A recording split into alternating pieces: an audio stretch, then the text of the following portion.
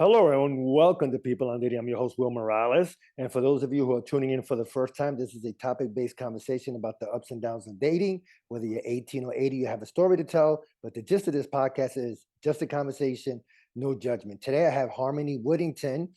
Did I pronounce that right? You The last did. name? All right. She has a unique history in the health industry. She has 15 years experience and education creating holistic picture of health and wellness. Her background is in skin therapy, clinical hypotherapy, and energy healing. She currently has a practice as a personal expansion specialist supporting clients own their own power and live their lives purpose. Harmony, thank you so much for being on People on Dating. How are you? I am absolutely fantastic. Just to backtrack for a second, I am a hypnotherapist. Oh, what did I say? You said hypo. Oh, Jesus. All right. I'm going to leave that this way. There's a blooper on the show. So this way they know I'm not a robot. I love bloopers. I think it's really important to keep all of the mistakes so that people know that they don't have to be perfect to show up. Exactly. So anyway, Harmony, tell me about your journey. How did you get into the space? What was it about people that you wanted to help? What was it about, you know, uh, having this so-called clinical or let's say energy healing? What was Harmony's journey? First of all, I want you to know that that name is not a made up one. I actually was blessed with that name by Elton John, of all people. Really? Yes, Wow. my mother was going to call me Penelope, and she was listening to an Elton John record, and I was in the womb still, and I kicked up such a fuss that she looked down and she was like, I think I'm supposed to call her Harmony. And I was like judo chopping in the womb, going, yes, please call her Harmony. Well, it's a perfect name. I love it. It's beautiful how I have grown into my name to become who I am. And I very much believe I am my name. So it was very much meant to be. And I must have known it from the womb because I definitely kicked up a fuss. So to let you know what my story is, I come from a father who had a father of his own who served in the Second World War and suffered from PTSD at a time when PTSD didn't exist. Yeah. So they didn't receive the mental health support that they obviously needed for everything that they had to suffer mentally going through the Second World War, right? As many men do. And so he covered up his pain with laughter.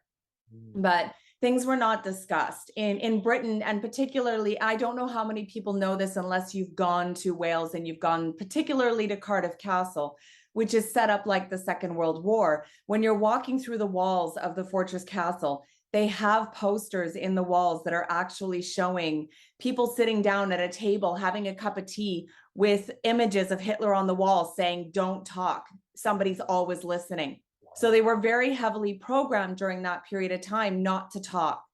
And there was a strong hangover of that throughout the whole culture, which is why they're so tight-lipped. Tight lips or what is it? Loose lips sink Six ships. ships. Yeah, yeah, yeah. Yeah, well, that was said in a time when it was very legit. And so my father and all of his siblings, because they weren't allowed to express their emotions and there was no conversation, um, unfortunately, they all grew up with serious mental health issues.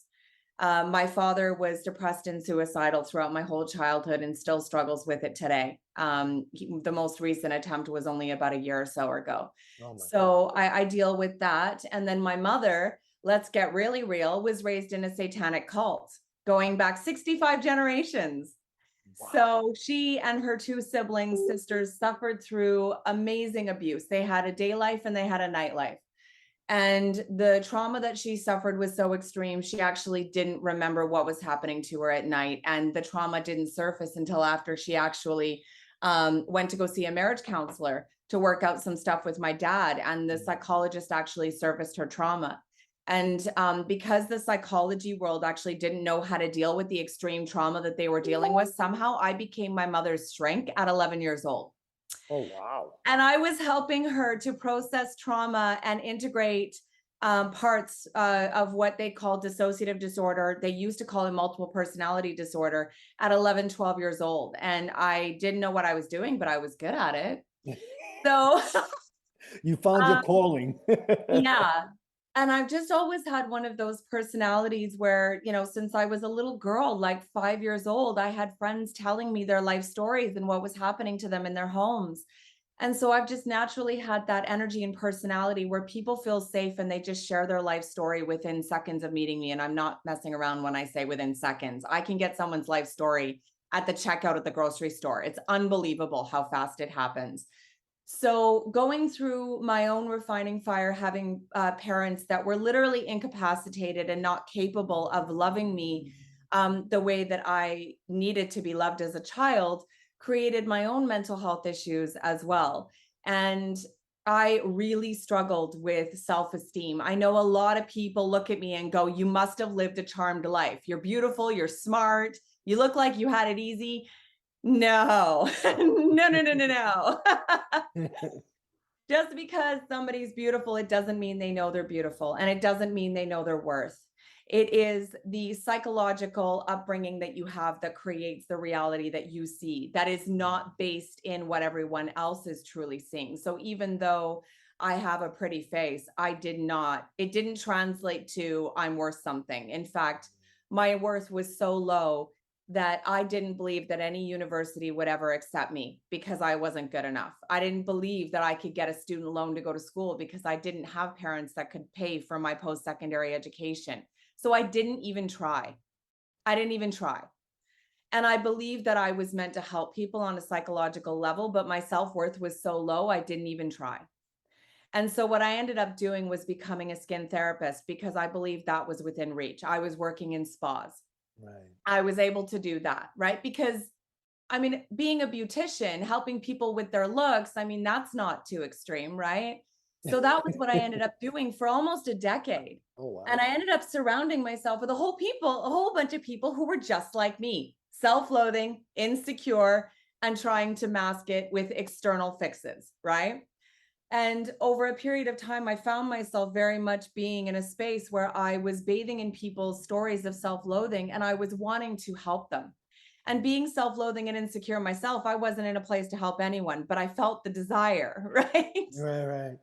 So after almost a decade of doing that, I ended up, coming up with a lovely little dream, but I was too insecure and self loathing to do anything about it. I also had a 12-year-old son at home and I was a single mother. Mm. So I also was not capable of creating a healthy romantic relationship as a result of the dysfunction with my father. I was attracting men who were unavailable because my depressed father was unavailable. So guess what I attracted, right? Right, the same. Yeah, yeah, So I yeah. was playing out those programs and I wasn't able to find myself a man who would be present for me based on my programming. And so one night, because I wasn't willing to take the risk, the universe granted it for me. And as we know, when we don't take the jump, the universe is going to push us off the cliff and it's not nice. It never is very nice. Listen, I've been there. So I was in a major 4-car accident on my way home Oh, from work. jeez. I called my angel. I told him I was going to be home in 7 minutes and I didn't make it home. So I was hit by a vehicle behind me going 60 kilometers an hour and sandwiched between that vehicle and another vehicle in front of me. And that vehicle was pushed into another vehicle in front of them. My head ricocheted off the steering wheel. My hips were shifted up and down and sideways and Oh, forward. And my spine was messed up. I had whiplash. I had a severe concussion. I was forced to quit my job because I couldn't work. I was forced into a dark room with no light and no sound because it was all I could do. And I mm, was in extreme pain, suffering for about a year and a half like that. And it was beautiful the way that it was because there was something that told me that this was happening for me. And I was in so much pain and suffering so much, I couldn't find the answer, but I knew that this was happening for me, not to me. mm. And so I just kept asking myself, what am I meant to learn from this? How is this happening for me? And focusing on the lessons to be learned, I ended up eventually having to survive because where I live, unfortunately, the insurance system doesn't exactly help you to survive. They don't give you any money, but somehow you're supposed to keep a roof over your head, Yeah. but you're not allowed to work because if you work, then obviously you're not very injured. But so I guess I could just end up homeless and that'd be fine, right? I'm Yeah, sure my exactly. 12-year-old wouldn't mind. Yeah. So I'm not gonna lie, I worked under the table in my house to keep a roof over mine and my baby's heads. And Mm, so I actually was doing, of all things, eyelash extensions because it was mm, a hangover from my career that I could do. And I only had to do one person a day to keep a roof over my baby's head. And so he would set up the bed for me. I would do what I needed to do with the client. And then I'd flop down on the couch and he would put everything away because I was in so much pain. So I was able to keep a roof over my head and recover. And in that period of time, my sister left her husband and came and stayed with me with her 2 kids. And we were in a little basement suite with 2 bedrooms. So me and my sister shared a room. Yeah. Wow. Okay. And I ended up working so hard to provide for me and my child, but my sister and her children, that I ended up getting, I ended up creating a full-time business for myself doing that. Got us a house where there was enough room for all of us. So it ended up working really beautifully. And I ended up finding an amazing man that I'm now celebrating 9 years with today, who actually Congratulations. Yes.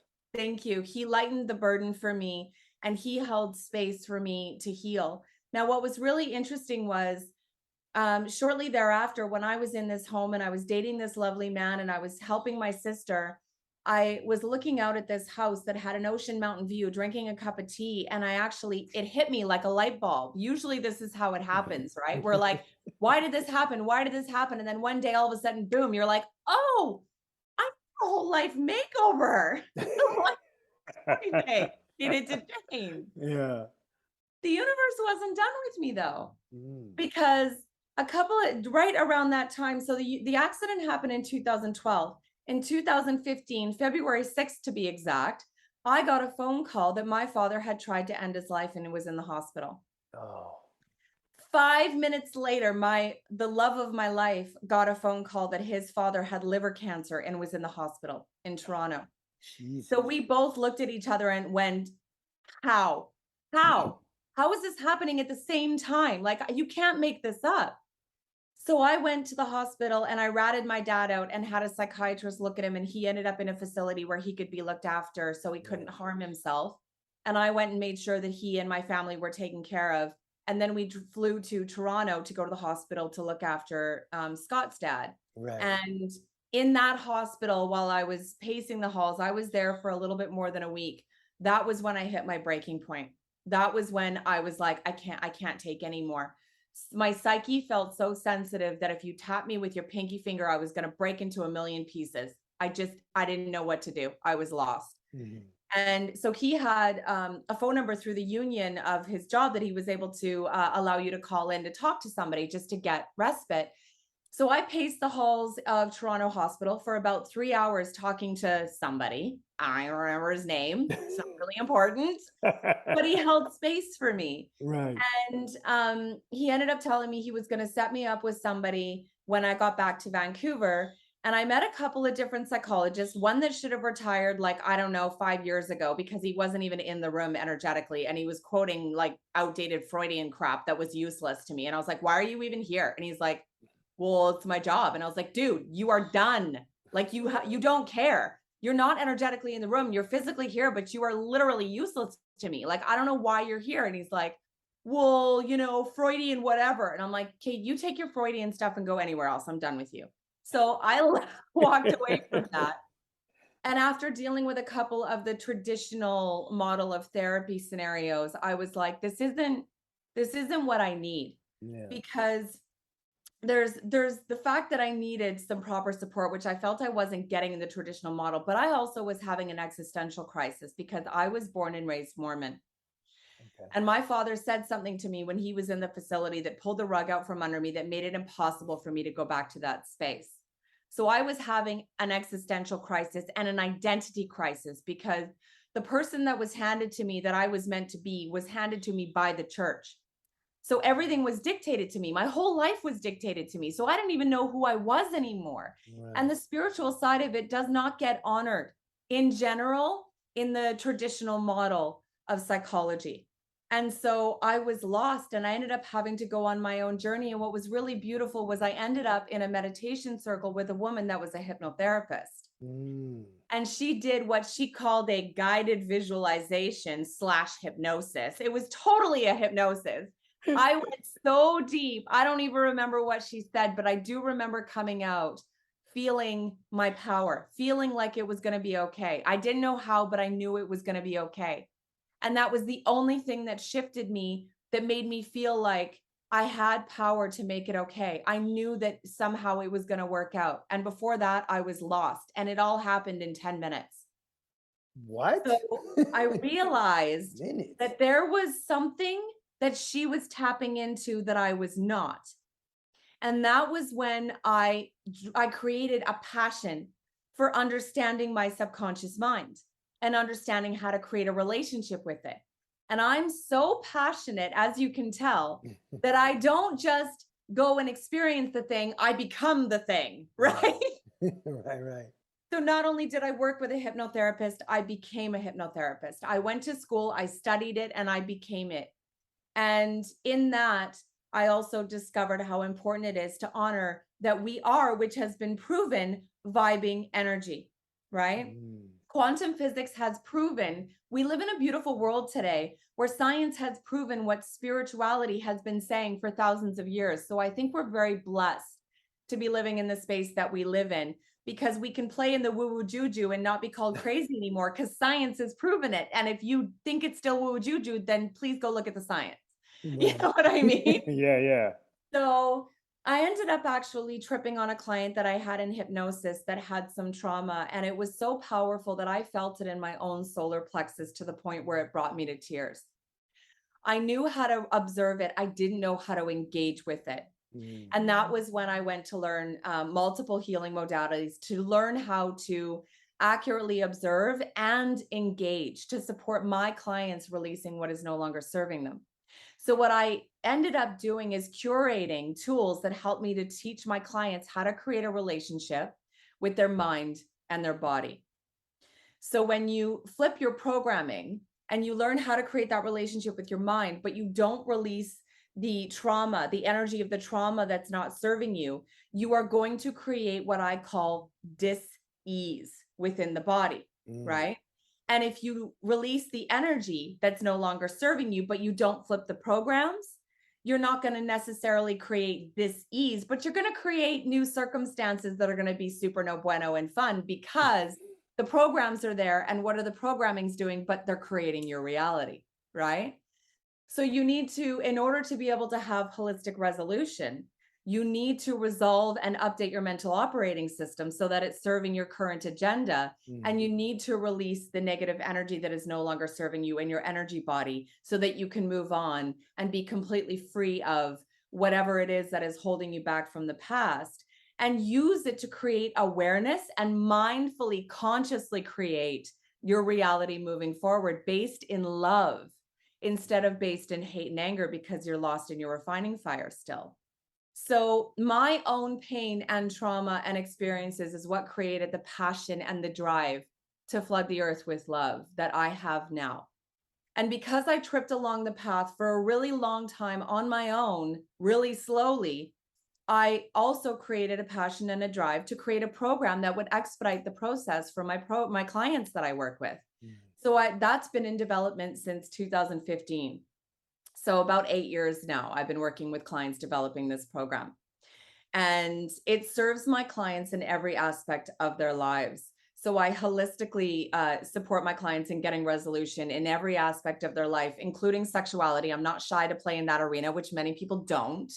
Right. And I also really support my clients in being able to tap into the awareness of what their divine design is, why they're here on this planet in the first place, and helping them step into alignment with that so that they can create inner peace that can't be created by amassing things in the external material world, Mm. right? So, really, in all reality, what I discovered, and I said this once before, and I'm going to say it again, is that I am here to flood the earth with love. That is my purpose in this life. And I am here to create this in this lifetime, come hell or high water. Well, listen, you know what? Some of us will be better off having you on this planet. So, I'm 100% behind you. I mean, my God, that's some journey that you went through. I mean, especially with your father. I'm so sorry about your dad and all that. And then your partner's dad at the same time. My God, I mean, what are the odds? But for you, Harmony, once you got into this journey, you knew you wanted to help people, especially with love and all that. Now, the gist of the podcast today is it's about creating a healthy and romantic relationship. And I think, does it start off with one person and then we bring the other person on board with that love? Or is it karma or fate that both people are at the same time, same place, and the journey is there? Because it seems like we always have to convince the other person that, hey, we do love you. Is it possible to love us back? I don't know if if my questioning made any sense at all. It makes all the sense in the world. I completely understand what you're saying.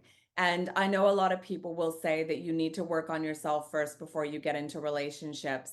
That being said, what's really beautiful and what I teach my clients to understand is that our partner is our perfect button pusher. Mm. Okay. So generally, we tend to think of our partner as needing to do things for us or doing things to us, and we call them names when they hurt our feelings, right? Yeah, yeah. What we need to understand is that our programs are creating our reality. So the person that we've called into our reality is actually a perfect vibrational match for us and represents our programs. So what are they Mm. going to do? They're going to push our buttons. They're going to trigger those programs, right? And it's beautiful and it's perfect the way that it is because they create a mirror for us, showing us what is no longer serving us and what we need to update. Now, if we can see that the way that it is, it actually does expedite the healing process because you've got someone constantly showing you your stuff, right? So when they do that, the thing to do is to stop your mouth because we all know when they do that, we're in high emotion because they've triggered us, right? Yes. So the first thing we need to practice is zipping it. Check yourself before you wreck Look yourself, yourself. right? Great line. I love that quote. So once we revert back into ourselves and we take and hold space for the emotion and pamper ourselves, and it's very important to do that, to hold space for the emotion that's coming up and to work with a coach, a healer, or somebody of the like that can help you to reflect on what it is that's being surfaced so that you can learn the lessons that need to be learned from what's coming up and you can heal and clear and release those buttons and energy and programs so that they're no longer there anymore. Then, when you have resolution on the thing, we cannot use our partner as a healer. They're our button pusher, not our healer. So don't bring that stuff to your partner. It's not their job. Right, Their right. job to push your buttons. Once you have resolution on that, you can go back to them and say, okay, so when you did this thing, it surfaced this mommy daddy stuff for me, Mhm. and I went and resolved it and everything. I'm just going to let you know what role I see you playing in this, and you might want to go look at that yourself, right? Yeah. So the other thing that's really important to also honor and look at, and there's two different types of suggestibility. There is, and this means how we receive information. We have essentially a blueprint for how we receive information and how we output information. And that is dictated and programmed by our experience with our parents. Okay. Mm. So there is always going to be one type of personality in a relationship and then your opposing opposite. We do not attract the same because we need a complement or a balancer. Okay. So I am a fizz. I am what they call a physical. A Okay. physical is very connected to their emotions. They are very intuitive.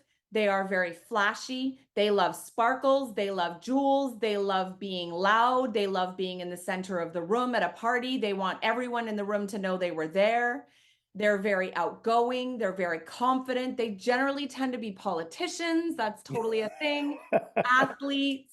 Yeah. Anyone who wants the limelight is typically a fizz. Now, the thing about a fizz is, like I said, they're very in touch with their emotions. So all of the people in general who come to work with me are physicals because Okay. they are naturally drawn to be introspective and to want to expand. Now, the fizz is thinking, I need someone who's just like me. I need someone who's intuitive and who's emotional and who's intelligent and who's in touch with their emotions and who can be like me and blah blah. And no, because then you just have two people analysis paralysis all day long and there's no one there to stop anyone, right? It's not a Perfect. good scenario. Yeah. So what happens is we attract our opposite, which is actually called an emotional. Now, this doesn't mean they're in touch with their emotions. Emotional means emotional cripple. They're actually not in touch with their emotions at all. Okay. So the emo is actually the personality type that tends to be more introverted. They're happy at a party to connect with one person and have a genuine connection with that one person. And they don't anyone else at the party to need to know they're there. They don't. They're very focused on their career. And if they're succeeding in their career, that's what makes them more happy than anything else. Right. They're not flashy at all in how they dress. And the thing about an emo is when they're first starting to date, they will actually come out of their shell and be a lot more outgoing to attract the partner. But once they've locked them down, they revert back to their emo ways. And then the fizz is going, you're not the person I met here. I thought I'm gypped. But it's actually them doing what they need to do to get a partner and then going Right. back to who they are. It's actually perfectly natural. Now, the fizz being the one who's naturally introspective is actually the one that needs to be introspective for both. The Mm. emo is never going to do the introspective work. It is not in their nature. They have their emotional explosion and then they're over it 5 minutes later and they want to move on. So the secret is to have an emo that will allow the fizz to go and be introspective and do the work for both, do their own work, and then come back and reflect back to the emo what they're observing and leave it to the emo to go and get support. Does that make sense? Yeah, no, definitely. I wanted to ask you about that, about the emo, where you said that, the person might come out of the shell for, and I'm being crazy here, like 5 minutes, and then they go back into this, into their shell, so to speak. But aren't we, let's say if I do that, are we being authentic for just that 5 minutes and then not authentic if we go back to our shell? Or is that the opposite where we just basically like, hey, I want that girl, I think she's beautiful. Let me show that I'm fun and loving, but then all of a sudden we're right with her, and then I go back to my shell that I'm quiet. Oh, everything's fine. No, I'm good. Hey, yeah, cool. Everything. Isn't that a contradiction? Am I Not at not all. okay? That's why Not I'm at asking. all. Yeah, yeah, And the yeah. reason that it's not inauthentic is because it's subconscious behavior. Oh, The okay. emo doesn't know they're doing it, right? Oh, And the fizz doesn't really realize how they function either because our behavior is programmed by repetition, authority, and trauma at the hands of our parents. So mm, it creates our operating system, right? It's just like the parent who created a computer creates its operating system. Does the computer know why it functions the way it does? right, No, it right, just does, right. right? Yeah.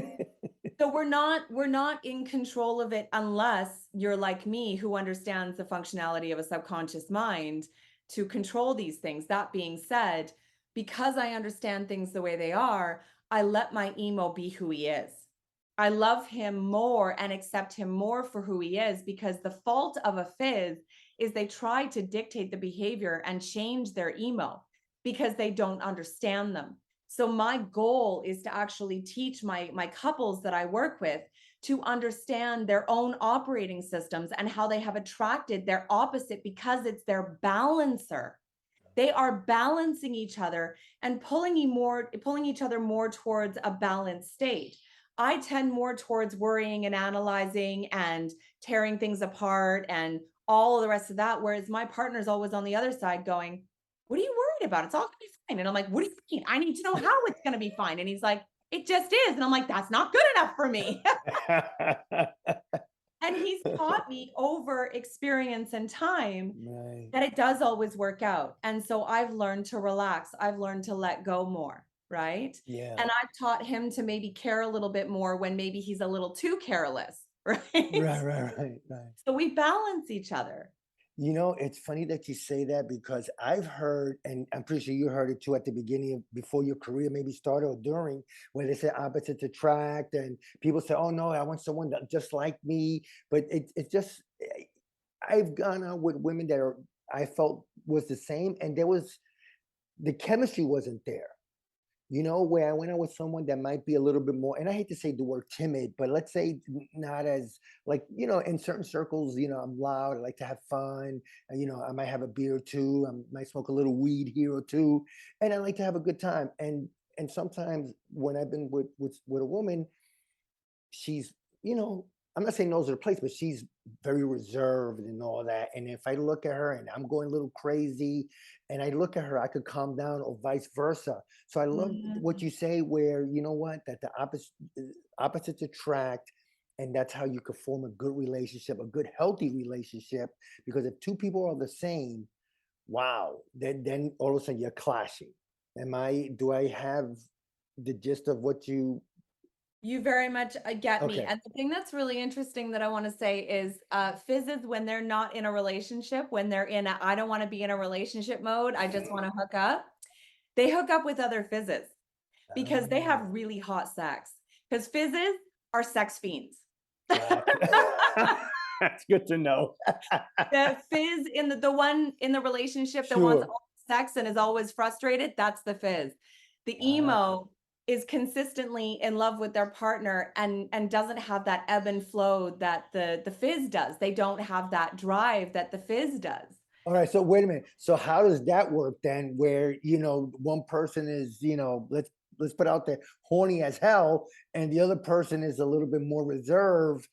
How do you get them to do a little mating service here? What's really interesting is I think that it's really difficult because of the roles of the sexes. Men have been taught that they're allowed to want it and have it and celebrate it. Women are taught to be more demure and that we're not supposed to want it. And so it's harder for a woman to be the one who's the initiator. And so women fight that role a lot and say, I shouldn't have to do that. And I firmly disagree. Goddesses, you get what you need. You say what you want and make it clear to your man that you deserve to be worshiped and you want to be worshiped. Whenever it is, let the man know. Because Yeah. when I talk to my partner and I say to him, I want to get it on tonight, he goes, absolutely. He always says yes to me. He doesn't deny me, but if I don't say it and I'm feeling it and he's not going to engage with me. He's not the one who initiates. Right. So I'm the one who voices it and engages. I'm pretty sure I have a fair amount of testosterone going on in there. That's okay though. But see, it works. I mean, because listen, this is, oh my God, this is so long ago. I wasn't used to a woman being the aggressor where she would come up and kiss me. She would be, and I'm saying, what the F is this going on here? But Yeah. you know what? I started liking it. I was like, shit, man, I could get used to this. I think a lot of guys, especially my buddies, they always want to make the first move. They always want to be the initiator. They always want to be the aggressor. But if we look at a woman, or if a woman tells us, "Hey, you know what? I want some tonight." Now we're looking at them like, "Oh man, she's one of those," and yeah, I mean, you get it. I could see it. You get it. Yep. I love the fact that you just says, "Hey, you're telling women out there, hey, you know what? I want some tonight. I want to get it on tonight. What the f? Let's do it." So how do we get the man to go along with that journey if that woman is, let's say, somewhat of the aggressor, and now the man is put off by that? Is that his issue that he has to deal with? Yeah, I find that really interesting, and that might be more of a generational thing because I Okay. definitely have never met a man that I have talked to where I've broached the topic of sex where he's shied away from it. In fact, it's a huge turn on for them. Right. So I'm No, but wondering. what I mean, I'm sorry, Harmony, I didn't mean to cut you off. We're talking with Harmony Woodington here. I mean, where he's used to be the aggressor.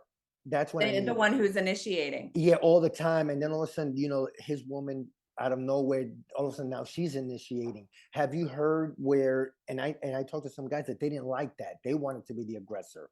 How does that end up clashing if it ever does? I haven't experienced it myself. That being Okay. said, if it's something that comes up for a man, it sounds more like in his mind, it's something that makes him a man, and so it's emasculating him, right? Gotcha. And it's just a matter of helping that particular man to understand that he needs a little bit of a perspective shift. And that if there's a girl wanting to tap his ass in general, he should be celebrating and he should get the hell over his thought process. I, Like, I'm with you on that whoa. one. I'm with you on that one. I'm 100% behind you on that one. Yeah. If you Right? want to tap Like, that ass, let her tap that ass. I love did that. you wanna be alone, or did you just wanna say yes and get over yourself? Right. Oh my God. I listen, Armin, first of all, I want to thank you so much for being on People on Dating. I really appreciate it. And before I let you go, just a couple more things. Talk about your books. I know you have also a journal and a couple other books. So if you want to talk more about them. I would love to. So my first baby that I published just after the lockdown, such interesting timing, Yeah, that I right. was working on was a journal called the Self-Love Journal. Mhm. And that particular journal is a 30-day journal that's meant to reprogram the mind in as little as 5 minutes a night before you go to sleep. Mhm. And what it's doing is it's using repetition to reprogram the mind for self love. So it's very little effort that gives you a massive, powerful foundation that helps you to invest in whatever it is that you want to create in your life. Because as I said earlier, a lot of the reason why I didn't strive for all of the things that I wanted to do in my life was my self worth, my self Right. love, Mm. right? A lot of people don't invest in themselves. They don't take steps forward in life because of their self worth.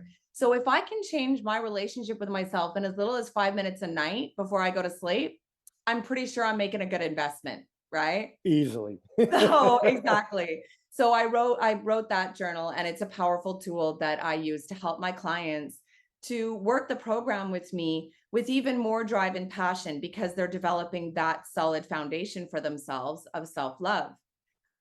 For a particular client who was expressing the need to set goals around her birthday, I decided to create a Mhm. foundational work for her that turned into my birthday goals guidebook. Nice. So, my birthday goals guidebook helps you to reflect on where you're at in all aspects of life. Congratulate yourself for where you are because Mhm. we need to celebrate the work that we've done to get to where we are now. And to create some grand scale goals in each aspect of our lives. And then let's not forget the way you get there is by taking a step at a time, right? Mhm. So you plan your next steps. What's really important about this that sets this book apart from everyone else is really, in all reality, focusing on the foundational internal stuff. What is your relationship with yourself? What is your relationship Mhm. like with other people? So I focus more on the internal work. And then at the very end of the book, we focus on the material world and setting goals in the material world, right? Mhm. So it is significantly more holistic. Also, as a bonus within the book, I have two mini books. So this is a hefty book that I have put together. There's a month-long exercise called internal dialogue, which actually teaches you over a solid month, taking it into 1 week at a time, listening to your internal dialogue and learning how to actually write it down and learning how to create that self communication. And there are tons of prompting questions throughout the week that help you to actually observe your internal dialogue around things so you can Mhm. start to create that relationship with your mind. And then in the end, I have the mental operating system update, which Mhm. actually allows you to then take those programs and things that you've observed and be able to effectively flip them and turn them into programs that are going to serve you and help you to create what you want to create in this life. So it's a phenomenally powerful workbook that honors your birth year instead of Okay. the new year. So it's honoring you. And you can buy it for yourself if you want to make changes in your life. And you can also gift it to somebody that you love on their birthday as well and help them to make positive changes. No, that's good. I'll definitely put that in the show notes and talk a little bit more about your coaching programs. And hold on, there's another book that's really relevant to this podcast. Okay. Create a healthy romantic relationship, There which you is go. right, it's right behind me. Ah, I So see it. Yes. this book was inspired in the depths of the first lockdown when so many relationships ended as a result of people being locked down together. Yeah. And I could see that there was a massive need for people to understand how to create a healthy romantic relationship. And as I said, I'm almost celebrating 10 years with my partner. And so I felt that I was very much in a place to finally share my truth when it came to that. Mm. And so in this book is a powerful framework that has not been shared at all with anyone. This is brand new, groundbreaking Nice. framework that supports you in really understanding, like I said when I talked about before, what your partner is to you, what the true foundation is that you need to create in order to be able to support you thriving and support your partner thriving so that you can enjoy a beautiful, playful life together. And yeah, I talk about sex in there too. It's really Nice. important to honor the sexual relationship. So Yeah. many dating books don't go there, and I'm trying to figure out why. I'm glad you went there. No, that's good. So the And other part to it is yes. you have a downloadable workbook that you can actually access as well, so that you can learn how to create your own love arena. So Yes. if you're coming at this book as a couple, you would each print up your own workbook and create your own love arena independently. And then you can come together and actually discuss what each of your individual ideas of what a relationship should look like. And then you can find a way to merge those together as a couple. So it's beautiful to work this book as a couple. Oh, no, great. Like I said, I'll definitely put on the show notes. And we want to get into your coaching program. If you wanted to talk about that. So my coaching program, I call it the Love Warrior program. And the reason that it is because everyone who has come to me over the last decade has turned out to be a love warrior. Every single one of them wants to serve, feels a deep calling to serve in one way or another, whether it's animals, people, Mother Nature, it doesn't matter. They all want to give back. And so everyone who comes to me is incapacitated by fear, insecurity. They might have relationship issues. Their relationship just ended and they've just had like the 50th breakup and they're sick of it and they don't know how to attract somebody different. They're spinning their wheels in their career and their business. So there's all sorts of different pain points that essentially can happen that a person can come to me with. But essentially what the big goal of this program is you and I are going to work together over the span of about a year. Okay. And we're going to walk through helping you to create a beautiful, unconditionally loving relationship with yourself. You're going to learn how to communicate with your body so that you can optimize your physical health, because cookie cutter health programs don't work.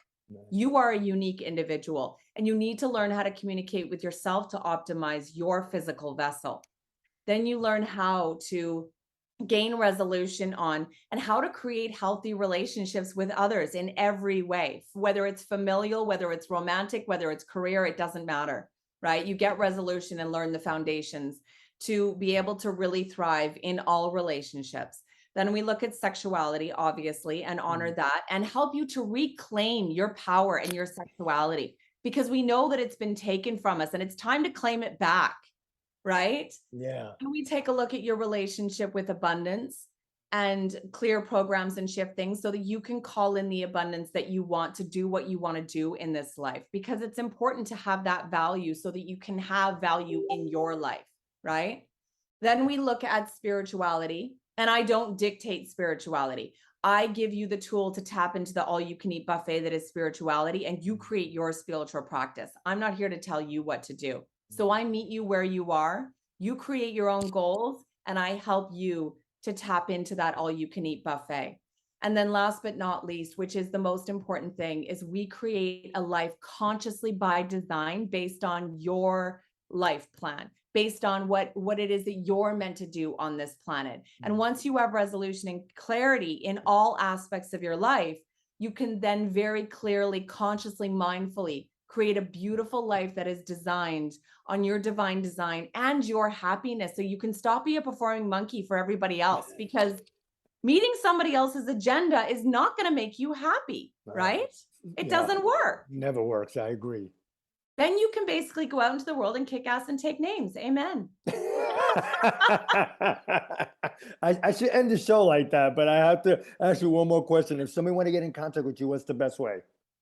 If you want to get in contact with me, you can look up Harmony Woodington on Google. I literally have made a massive footprint on the internet since COVID.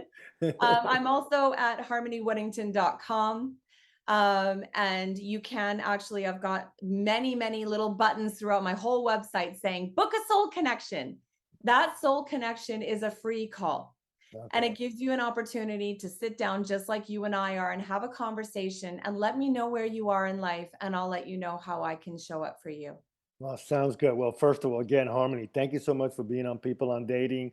My God, I was enthralled with your conversation. I was just hooked, and say, you know what, I could talk to her for like 3, 4 hours. So I appreciate you so much. And again, thank you so much for being on People on Dating. Much, much appreciated. Thank you. Yeah. Bye-bye. Well, everyone, that was Harmony Woodington, and you can find her at harmonywoodington.com. That's harmonywoodington.com. Harmony, thank you so much for being on People on Dating. Much appreciated. You can find me on peopleondating.com. That's peopleondating.com. Check out our past shows and check out our blog. Also, when you get a chance, please go to Apple Podcasts. Please subscribe, leave a review. That's how we can make this show better. You can also find me on Google Podcasts and Spotify. Anyway, on behalf of People on Dating, I'm Will Morales. Until next time, thanks everybody. Have a great day. And remember, it's just a conversation, no judgment. Bye.